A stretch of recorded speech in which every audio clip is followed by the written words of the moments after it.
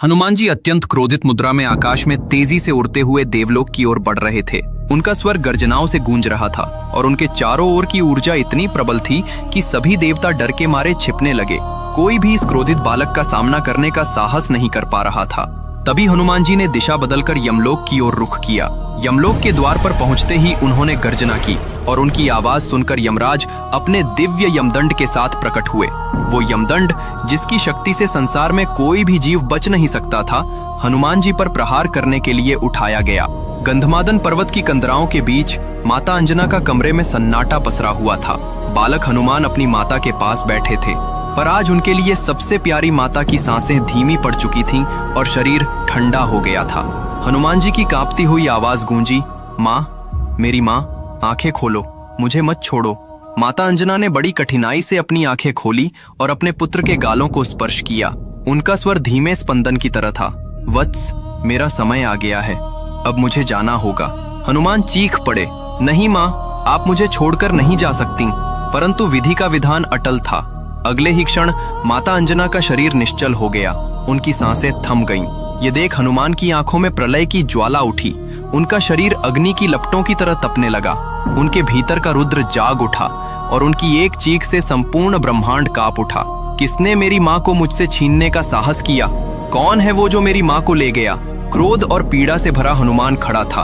अब वो केवल बालक नहीं बल्कि महाकाल के रूप में प्रकट हो चुका था। उनके भुजाएं फैल गईं, आंखों से बिजली के कौद निकल रहे थे और उनके शरीर का तेज सहस्त्र सूर्यों को भी फीका कर रहा था। हनुमान जी गर्जना करते हुए कहा, यदि मेरी माँ नहीं है तो ये सृष्टि क्यों, ये ब्रह्मांड क्यों? कौन है मृत्यु का स्वामी? अगले ही पल उन्होंने पृथ्वी से इतनी ऊंची छलांग लगाई कि आकाश फट गया। उनकी गति प्रकाश से भी तेज थी। उन्होंने बादलों को चीरते हुए देवलोक की ओर बढ़ना शुरू किया। देवता उनके प्रलयंकारी रूप को देखकर भयभीत होकर छिप गए। इंद्र का सिंहासन डोल गया, वायुदेव सहम गए और कोई भी उस अग्निपुंज का मार्ग रोकने का साहस नहीं कर पाया। पर हनुमान जी का लक्ष्य अब देवलोक नहीं रहा। उन्होंने दिशा बदलकर अंधकार से घिरे यमलोक की ओर रुख किया। यमलोक के द्वार पर पहुंचते ही उन्होंने गर्जना की कि यमपुरी की नींव हिल गई। कहाँ है मृत्यु का राजा? आज अंजना का पुत्र न्याय मांगने आया है। उनकी ललकार सुनकर यमराज हाथ में अमर यमदंड लिए अपने भवन से बाहर आए। उनकी आंखें अंगारों की तरह जल रही थीं। उन्होंने गंभीर स्वर में कहा, हे बालक, तुम काल के नियम को चुनौती दे रहे हो। मृत्यु का विधान अटल है, इसे कोई नहीं बदल सकता। हनुमान जी का क्रोध चरम पर था। उन्होंने गदा उठाई और यमराज पर प्रहार किया।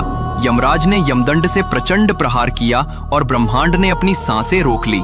जिस यमदंड के स्पर्श मात्र से प्राणी मरणासन्न हो जाते थे, वो हनुमान के वज्र समान शरीर से टकराकर निष्प्रभ हो गया। कुछ समय पहले सूर्य को फल समझकर खाने के बाद यमराज ने ही उन्हें यमदंड से अभय का आशीर्वाद दिया था, इसलिए ये प्रहार अप्रभावी रहा।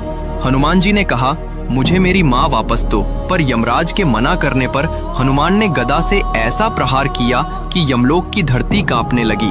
तीनों लोकों में हाहाकार मच गया।